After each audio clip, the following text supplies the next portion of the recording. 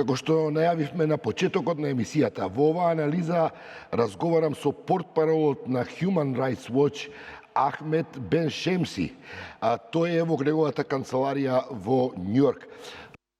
Mr. Bеншемси, in Gaza, it's a humanitarian disaster. What's the death toll so far?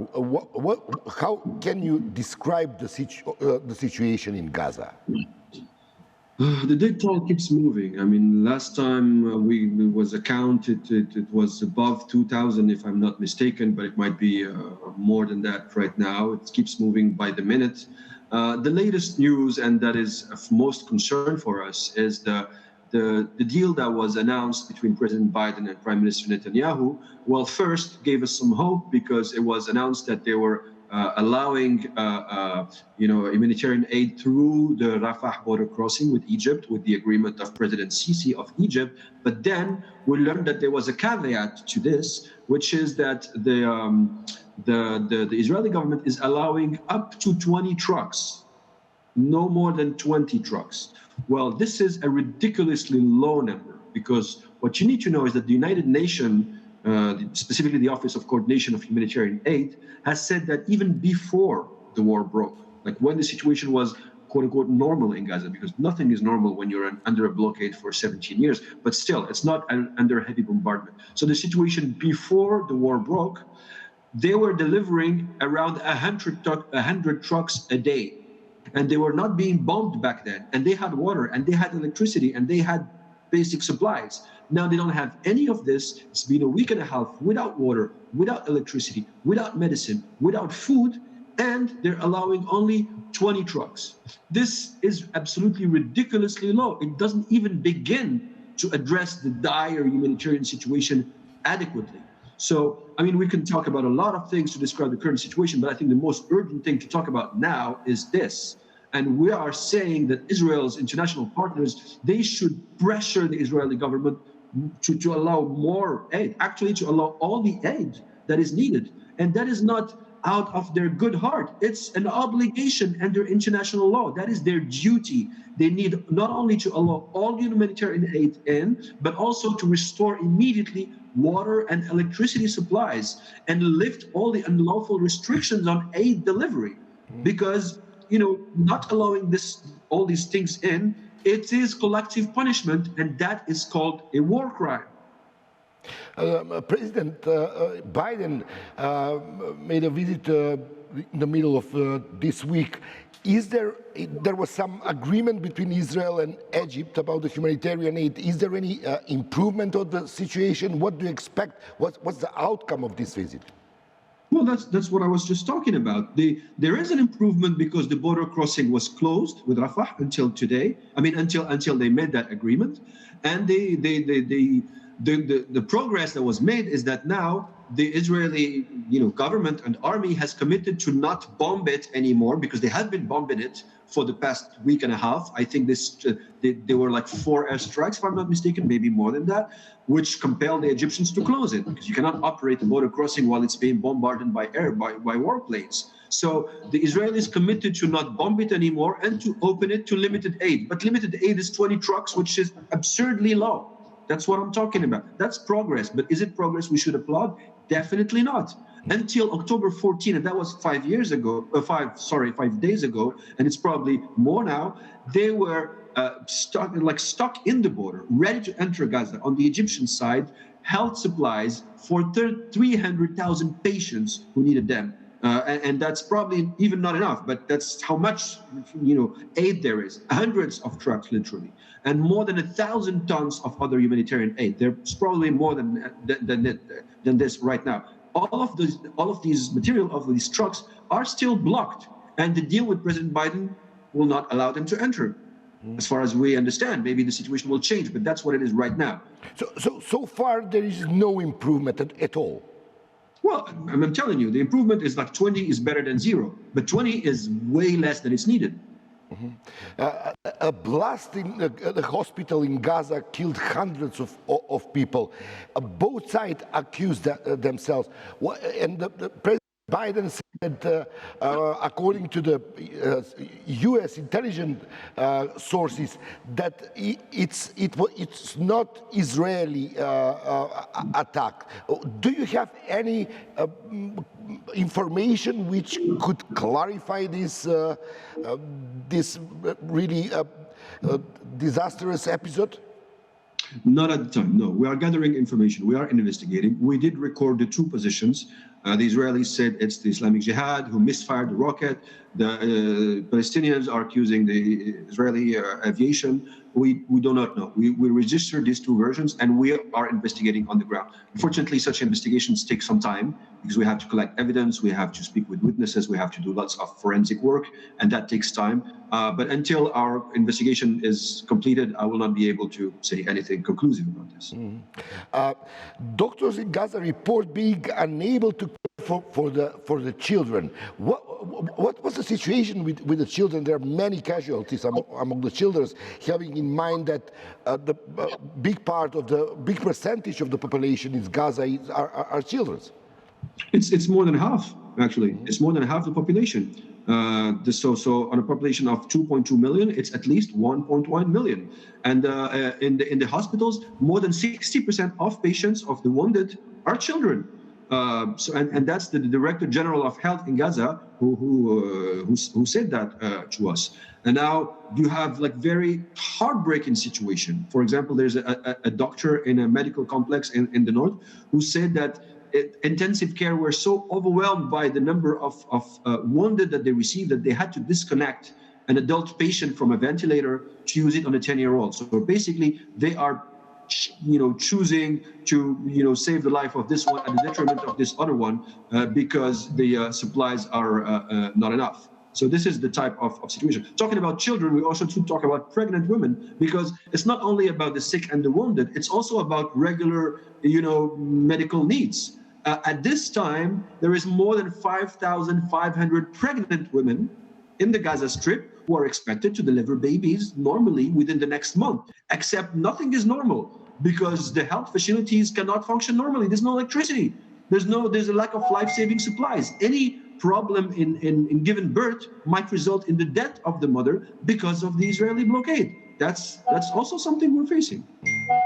UN warned that people will start, I'm quoting, dying of severe dehydration unless access to water is resumed. Is there any improvement concerning the water delivery at least?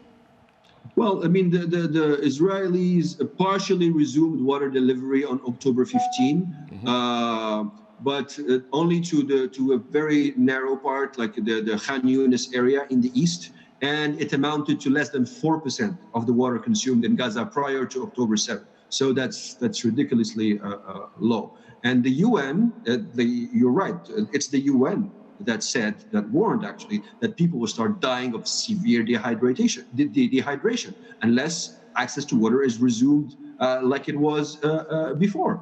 I mean, there's even worse than that because there's a danger of infectious disease outbreak because of the lack of water. The area is becoming contaminated by sewage. Sewage is spreading all over, and that is full of microbes and like nasty things for health, and also dead bodies. There are so many dead bodies, and they cannot be safely stored in morgues because there's no electricity, so they cannot be kept cold. I mean, it's horrendous when you think about it. All of this is not only total devastation for the lives that were lost and for the families of those who are dead, but it's also absolutely gruesome for the living because they're seeing all this death surrounding us, and now they cannot store the dead bodies properly, and it's becoming a hygiene problem for the living. I mean, this is hell on earth. One more report from the UN, the World Health Organization this time. They say that they stated on October 14 that it had flow medical and basic health supplies for 100,000 patients to Egypt near the Gaza Strip southern border, and more than 1,000 tons of the other humanitarian aid had been shipped to the area. Did they manage to deliver? I mean, it's concerning the previous question. At least, is it possible to deliver the humanitarian aid? Well, I mean, I'm not sure how much a truck can carry, That's but I'm pretty according to the UN Health Organization. No. These numbers are right. You're Yeah. absolutely right to mention them. That's according to the World Health Organization. But and again, as I said earlier, this is only what was stocked on October 14. This is October 19, 5 days later. So there's probably more now. Now, this, I mean, the health supplies for 300,000 patients and 1,000 tons. I'm not an expert, but I'm pretty sure 20 trucks are not enough to carry that. I'm pretty sure it takes way more than 20 trucks and probably hundreds of trucks to carry that in. But they're saying that they're allowing up to 20 trucks. So, Ahmed, do you have, as a well-known human rights organization, do you have access to both sides? I mean, Israeli military and Hamas, both? I mean, what do you mean access? Do we have like channels of communication? At this time, I mean, we have access to the Gaza side because we have like someone on the ground, like a team member of ours, and also we have several sources and people we speak with. So on the Israeli side, I do not think that the Israeli authorities are talking to us right now. I might be wrong, but that's as far as I know. They're busy warring. So, I mean, but they are pretty good in public communication. So they communicate a lot about what they're doing, sometimes in ways that are unacceptable. You know, when the defense minister does an act of communication by going on TV and looking straight at the camera and saying Palestinians are human animals and we're gonna cut water and food and electricity and all basic necessities to them. And I don't think he was meaning Hamas, because you don't mean Hamas when you cut the water and food for 2.2 millions, you know? Or maybe he meant only the Hamas people by human animals, but then he's punishing 2 millions for Hamas. That is collective punishment again, and it's a war crime. So, I mean, I don't know if we have direct access to the army, but they communicate enough, and we can tell you that the communication they're giving away is pretty bad. What are your contacts with Hamas? I'm asking you because I would like to know, do you have some information about the situation with the 199 hostages, Israeli hostages taken by Hamas?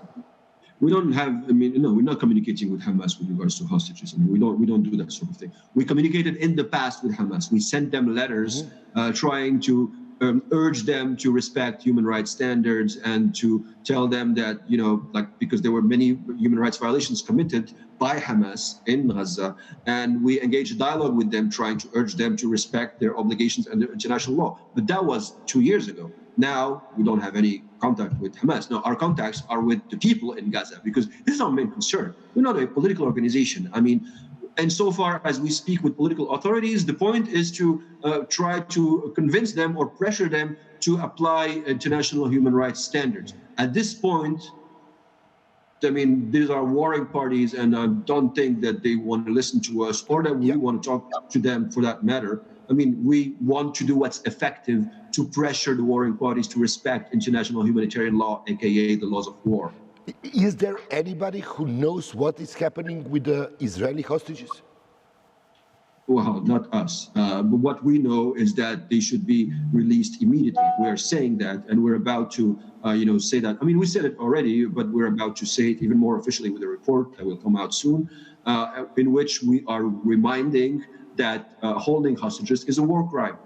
And we are saying very clearly, Hamas is committing a war crime by holding hostages, and they should be releasing civilians immediately and without any condition. Do we know what's the Hamas conditions to release them? Well, I mean, if they have conditions, it means that they are hostages. And if they are hostages, it means that it's a violation of international law. That's our point. You know, but just any statement or any source? As far as I know, what we've read in the media is that they're conditioning the release of hostages to, Palestinian leaders or prisoners within Israel. I mean, they want an exchange of prisoners. I mean, exchange of prisoners can be a lawful thing under certain circumstances between warring parties, as long as we're talking about prisoners of war in the two parties. Now, this clearly doesn't apply to civilians. You know, you cannot hold civilians hostages and trade them for other prisoners. That is a war crime. Lately, you have analyzed 4 videos on what happened in Israel during the Hamas attack in Israel. What's your assessment so far about what's happened? No, our assessment is that Hamas went in a murderous and heinous rampage, and that they killed Israeli civilians, including children, including women, including like people who were not armed, and they abducted many of them, and they're taking them hostages. All of these things are clear-cut violations of the laws of war and war crimes. That's our take. Very simple. To end this the conversation, Ahmed, the world is polarized right now between the people backing Palestinians, the other back the Israeli side. What's your comment when you see this? I mean, I wish I could say that nobody wants war, right? As human beings, we all prefer peace to war, right? Now, as a human rights organization, we operate under the framework of international law. And under international law, we may not like this, but that's what it is. Wars are not illegal. I mean, it can happen that a war breaks. We can be sorry about that, but it happens. However, wars doesn't mean you can do anything in the name of war. There are laws that govern wars, and they are called laws of war. So what we are saying is that if there is to be a war, well, we regret that as human beings, but we're not saying it's illegal and you shouldn't do it. What we're saying, however, is that you should respect the laws of war. And the laws of war, it's the Geneva Conventions and a series of protocols that form the general body that is usually called the International Humanitarian Law, also known as the laws of war. I mean, there are many rules, but I'm just going to mention one. The golden rule of the laws of war is that civilians should be spared. You cannot target you cannot have a civilian target. You can only target military targets. And if there's a situation where it's difficult to differentiate between civilian and military targets, which can also happen, then the warring parties have an obligation to take every feasible step to avoid civilian casualties. Now, sometimes it's not possible, but it's on the warring parties to prove that it's not possible. To prove, number one, that there was a valuable military objective, and number two, that they did everything they could to spare lives of civilians there. It's not enough to say, oh, there was a military objective, so we can't bomb the area, and that justifies it. No, that's not enough. You have to take all the feasible measures, and you have to prove it later. Otherwise, you're committing a violation of the laws of war. That is what we do. We monitor the respect of the laws of war. So far, they have been widely violated by Hamas and then by the Israelis. But it's not because Hamas committed a war crime that Israel is justified in committing counter-war crimes and with even more casualties. My last question, can we expect a trial in front of the International Court in regards to the human rights and violation of human rights and war crimes? We certainly hope so. The International Criminal Court has a mandate over Palestine because the state of Palestine requested that. They signed and ratified the Rome Statute. Israel signed it but did not ratify it. But it's not needed that they ratify it because it's the same territory. And since Palestine signed and ratified, then the International Criminal Court has a mandate over the territory, right? Now, there was an investigation that was opened by the previous prosecutor of the International Criminal Court, Fatou Bensouda, and this investigation is ongoing. As far as we know, we don't know a lot of details about it, but they have jurisdiction that we know, and they should absolutely open an investigation or add to the already open investigation the recent events, because they are very strong suspicions that laws of war were committed. The starving of a whole population, that's a very probable war crime. The bombing that looks very much like it's indiscriminate, very probable war crime as well. The killing of civilians by Hamas and their abduction as hostages, war crime. So all of these things should be investigated by the prosecutor. Now we know that such prosecutions take time. Okay, fine, that's how the international system functions. However, even if they take time, nothing prevents the general prosecutor from making a statement, a public statement saying, hey, we're taking good note. This is not looking good, and we're going to investigate it, and responsible people will be held accountable. We sent a letter to Karim Khan, the general prosecutor of the International Criminal Court, urging him to make a public statement. We know that he has a policy of not making public statements, but we tell him that circumstances are exceptional and he should go over that policy. I mean, he should like just put that policy on the side and react to the exceptional situation in an exceptional way and make a public statement. So far, he hasn't answered to our call. Regrettably, we hope he will do. Thank you, Ahmed, for this analysis about the situation in Gaza. Тоа беше портпаролот на Human Rights Watch Ахмед Беншемски. Продолжуваме со неделната анализа. Следен гостин е Сем Ваклин. Останете со нас.